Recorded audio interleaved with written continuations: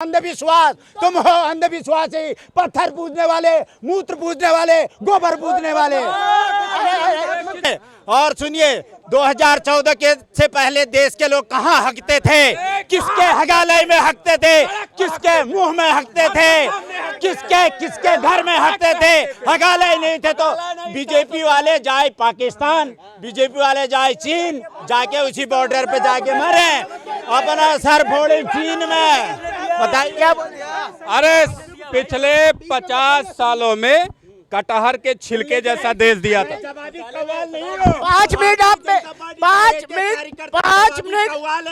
Minute इसका नागरिक नहीं है, देशद्रोही है। देशद्रोही तुम हो देशद्रोही, तुम्हारी पार्टी है, तुम्हारे नेता है। तुम बात करो, तुम तमीज से बात करो। यही मैं भी मारूंगा, बिना मतलब का बात करो। अरे मैं भी देशद्रोही क्यों कह रहे हो? किसी को देशद्रोही क्यों कह रहे हो? क्या बोल रहे हो? केस हो जाएगा। मुकदमा कर रखा मैंने, मीडिया पे बात कर। देशद्रोही कहा कैसे? देशद्रोही कहा कैसे? इनकी पार्टी, इनका नेता कहता है कि इनकाउंटर में जो टेररिस्ट मारे गए हैं उनको हम 1-1 करोड़ देंगे। उन जो गुंडे मवाली दंगाई हैं उनको आजाद करेंगे। दंगाइयों को आजाद करने वाला, आतंकियों को बात करने वाला, आतंकियों के साथ गबहियां करने वाला खुद सड़क पर हकते थे, रेलवे की पटरियों पर हकते थे, गांव गली के मोहल्ले में जो गलियां थी उनमें हकते थे, खुल्ला गाड़ खोल के हकते थे। यही इनकी संस्कृति थी, यही इनका सम्मान था। और तो और बताया ना थोड़ी देर पहले, राष्ट्रपति भवन के मेन गेट की दीवार पर भी खुल्ला मूतते थे। यही इनका राज्य था, यही इनकी शासन व्यवस्था थी। और राष्ट्रपति भवन से इंडिया गेट तक की 1 किलोमीटर की इनसे सड़क और बगल में 1.5 फुट की नाली में साफ पानी भरा नहीं जाता था। घोटाले पर घोटाले हवाले करते करते इतने व्यस्त रहते थे कि इनसे 1 किलोमीटर नहीं संभलता था। देश ना जाने कैसे ये संभालते थे, यही बता सकते हैं। कांग्रेस पार्टी ने 50 साल राज किया देश में, 53 लाख करोड़ उधार लिया था। आपके पास आरबीआई में रिकॉर्ड है, ठीक है। 53 लाख करोड़ में हर ब्लॉक में हमने पीएससी बनाई, प्राइमरी हेल्थ सेंटर। हर तहसील में हमने मतलब आप कांग्रेस से हैं? हमने मतलब भारत ने 53 लाख करोड़ रुपया लिया तो भारत ने हर पीएससी बनाई, हर ब्लॉक में एक कम्युनिटी हेल्थ सेंटर बनाया, तहसील में, ज़िले में बनाया 2 अस्पताल, एक महिला एक पुरुष। और हमने एक पॉलिटेक्निक बनाई है आपके तहसील में, ज़िले में बनाए इंजीनियरिंग कॉलेज, फिर बनाए रीजनल इंजीनियरिंग कॉलेज, फिर बनाए national institute of engineering colleges, फिर बनाए हमने IIT जहाँ से केजरीवाल पढ़ा हुआ है।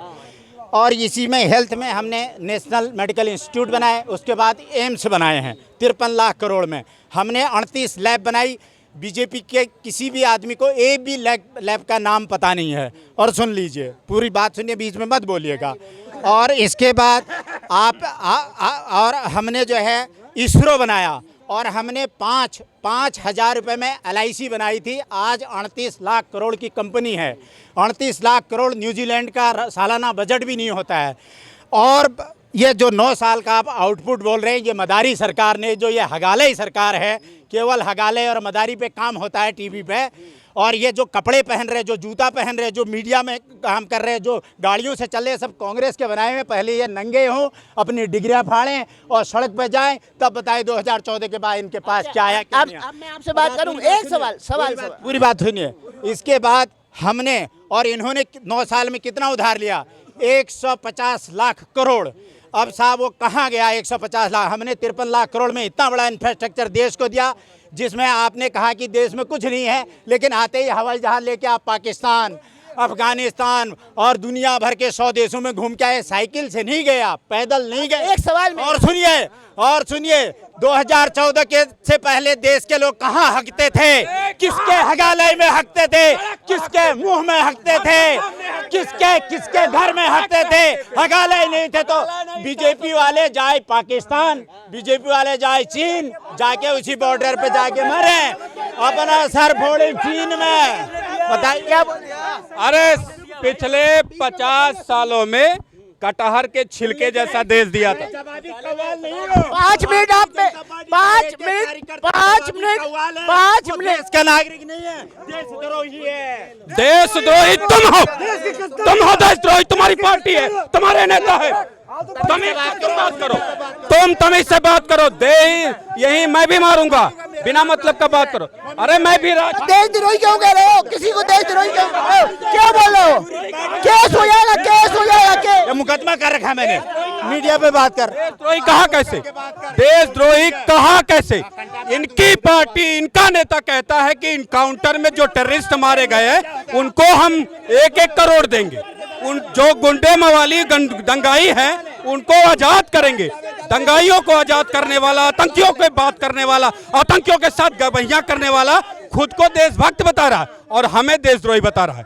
जो 2014 से पहले कहाँ शौचालय? कटहल के छिलके जैसा देश इन्होंने दिया था, अंदर से सारा कोआ खुद खाते थे, वही छिलके वाला देश था।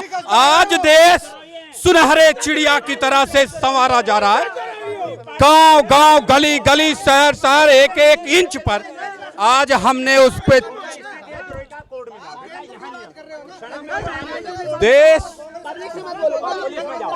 देश को अभी लेटेस्ट हफ्ते भर की न्यूज है।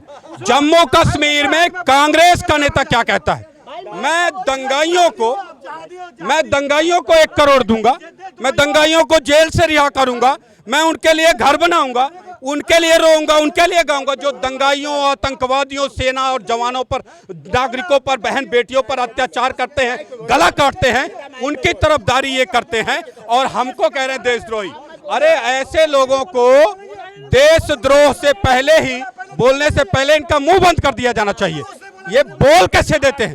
बेशर्मी की हद को पार करने के बाद भी ये व्यक्ति, इनकी पार्टी, इनके पार्टी के नेता हमारे गांव में इनको मुंहनोचवा कहते हैं कांग्रेसियों को। ये कितना भी गू खा ले लेकिन मुंह ऐसे ऐसे करते ही रहेंगे, कभी भी शर्म नहीं आएगी इनको। ये हालत है कांग्रेसियों की। वरना इतनी गंद परोसने के बाद, इतनी घटिया राजनीति करने के बाद भी ये राजनेता इनके टीवी चैनलों पर बोलते हैं, पत्रकारों के सामने बोलते हैं, तमाम प्लेटफार्मों पर बोलते हैं, तो हमारे गांव वाले बिल्कुल सही कहते, कांग्रेसियों को मुंहनोचवा कहा जाता है हमारे यहाँ। और कितना भी गू खा ले ये बोलना बंद नहीं करते, इनको शर्म आती ही नहीं। आप लेकिन इनका सवाल है 2014 से पहले कौन सा शौचालय नहीं था? कहाँ हगने जाते थे? सड़क पर हगते थे, सड़क पर हगते थे, रेलवे की पटरियों पर हगते थे, गांव गली के मोहल्ले में जो गलियां थी उनमें हगते थे, खुल्लम खुल्ला गाड़ खोल के हगते थे। यही इनकी संस्कृति थी, यही इनका सम्मान था। और तो और बताया ना थोड़ी देर पहले, राष्ट्रपति भवन के मेन गेट की दीवार पर भी खुल्लम खुल्ला मूतते थे। यही इनका राज्य था, यही इनकी शासन व्यवस्था थी। और राष्ट्रपति भवन से इंडिया गेट तक की 1 किलोमीटर की इनसे सड़क और बगल में 1.5 फुट की नाली में साफ पानी भरा नहीं जाता था। घोटाले पर घोटाले हवाले करते करते इतने व्यस्त रहते थे कि इनसे 1 किलोमीटर नहीं संभलता था।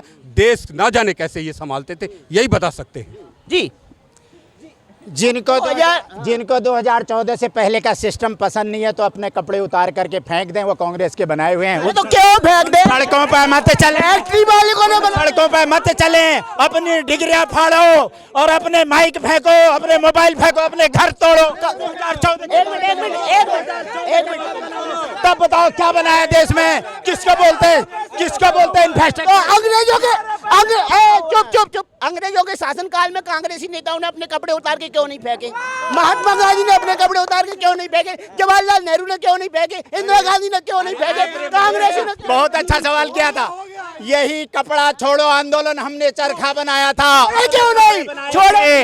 ये गांधी जी ने छोड़े नहीं ना था, अंग्रेजों का शासन था, अंग्रेजों का शासन। ये आश्रम आज जिंदा है, वो इसीलिए हमने अपने कपड़े बनाए। क्या कपड़े उतारो, हमारे कपड़े फेंको और नंगे जाओ। 2014 के बाद जो बना घूमते रहो, पाकिस्तान चीन, पाकिस्तान चीन। हम ये बात कर रहे कपड़े फेंकने की, क्यों फेंके भाई? कोब की शर्ट पहनता हूँ, इनकी तरानी की 150 वाला कुर्ता ले आता हूँ, ठीक है?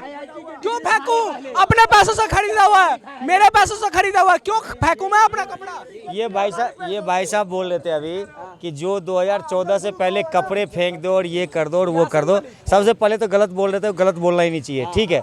इससे पहले पूरे भाजपाई को देशद्रोही कह दिया। मेरी बात सुनो, देशद्रोही कोई नहीं है, कोई भी देशद्रोही नहीं है, सब देश प्रेमी है। सबसे पहली बात ये है कि ऐसा है 140 अभी इनसे एक सवाल पूछो, कर्नाटक में जीत गए, अब ईवीएम ठीक है? फिर बाद में मत बोलना ईवीएम खराब है। ईवीएम ठीक है। ईवीएम खराब है, ईवीएम में सॉफ्टवेयर में प्रॉब्लम है। जहां चाहता है, जहां पंजाब में केजरीवाल को दहेज में वोट दे दिए ईवीएम में डाल के, क्योंकि सरदार नाराज थे, सरदार बीजेपी को वोट देने वाले। हिमाचल और कर्नाटक में भी तो दहेज में दे दिया। अरे पूरा देश कांग्रेस का है, मोदी का बाप भी कांग्रेसी था, उसका बेटा देश लुटवा निकल गया, तो मैं क्या करूं? पूरा इसका बाप भी कांग्रेसी था। में पजामा नहीं था नाड़े में, इस देश ने डाला इसका खून है। तमीज से बात करिए, तमीज से बात करिए, तमीज से बात करिए, तमीज से बात करिए, तमीज से बात करिए। तू तरह का नहीं, तू तरह का नहीं, आप करके बात करिए, आप करके बात करिए, तू तरह का बात मत करिए। एक संस्कार है क्या? इंदिरा गांधी कांग्रेस के यही संस्कार है, कांग्रेस के यही संस्कार है, कांग्रेस के यही संस्कार है, कांग्रेस के यही संस्कार है, कांग्रेस के यही संस्कार। अरे इनके पजामे में नाड़ा डालने की हैसियत नहीं थी। देश का खून पी करके ये कॉटन के कपड़े पहन के घूमे, देश में खून पीते रहे। 1984 में खून पिया, 1947 में खून पिया, कब इन्होंने खून नहीं पिया देशवासियों का? और उस खून को पी करके कॉटन का कपड़ा पहन के घूमते हैं। इनकी औकात नहीं पजामे में नाड़ा डाल देने की। बात करते हैं, इस देश ने कमाया, खून पसीने की कमाई, उस पर ये इनका राज चला है, उन पर ये सत्ता। देखता हूँ, आओ कांग्रेसियों, देखता हूँ तुम कौन सी गली में, कौन से राज्य में, कौन सी सड़क पे आते हो। वो तो ईवीएम को बीजेपी हैक कर दिया, ये क्या कहेंगे? ईवीएम की ऐसी की तैसी, जिससे चाहो उससे वोट करा लो। तुम्हारी हैसियत हो, पेपर से आओ, ईवीएम से आओ, थाली बजा के आओ, बोल के आओ, सड़क पे आओ, रिक्शा, टंकी, टम्पू ट्रक, जिससे आओ उससे तुम्हें हरा के इसी जमीन पर मिट्टी में मिला देंगे। कांग्रेसी सोचते क्या है अपने आप को? ये देश अपने दम पे खड़ा है, किसी कांग्रेसी के बाप के दम पे नहीं खड़ा है।